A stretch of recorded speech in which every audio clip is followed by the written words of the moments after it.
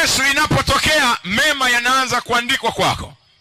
Wengine wameandikiwa mabaya na wachawi, wanakufa kama wanyama. Tulikuwa kijiji kimoja, kila wiki watu wanakufa. Tukaombea mpaka miti kwamba tunafunga hivi vifo. Sasa hivi watu wanaishi kwa uhuru. Waliokuwa wanaua watu wamekimbia, wengine mpaka wamehama miji. Kwa nini? Damu ya Yesu inapofika sehemu inanena mema hata kwa wanaomdhihaki Yesu. Ndio maana ole wako na mdhihaki Yesu. Ni mwema kuliko maelezo, kwa sababu Yesu angekuwa kama serikali yetu. Serikali yetu ni njema, inatupa maji, lakini tunalipa bili. Yesu angekwambia unalipia bili oxygen. Hiyo oxygen ambayo hata mashine za hospitali wakati mwingine zinashindwa kuipata, Yesu amekupa bure kabisa. Angesema hili anga kila mtu atakuwa anatoa pesa, wangeishi matajiri tu. Ashukuriwe Mungu, vile vitu vya maana na vya lazima ambavyo wengine hawawezi kuvipata, vilivyo na gharama kuliko fedha na dola, ameamua shikilie yeye mwenyewe, ili wanaomtukana na wanaomkubali awape hewa, ili siku moja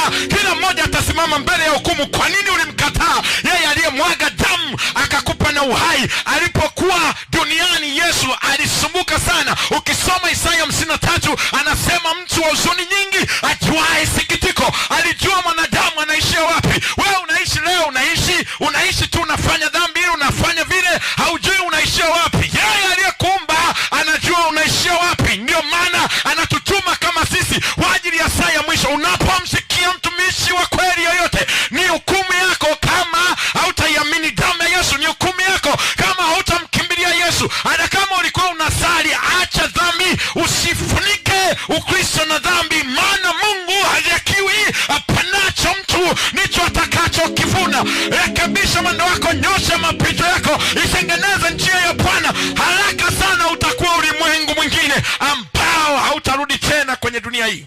Utamweleza nini Mungu? Kwa sababu neno limetumwa kwako. Heri mwenye masikio anayepokea habari njema, kwa sababu huu sio mzaa, kwa sababu hii sio siasa, kwa sababu haya sio mausia ya mzee. Hili ni neno liloamriwa. Kila anayelikataa anachukia uhai wake. Kila anayelikataa ameamua kupotea milele.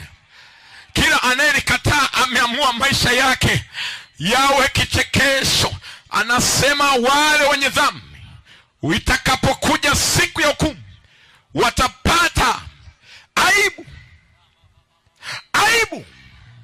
na fedheha milele.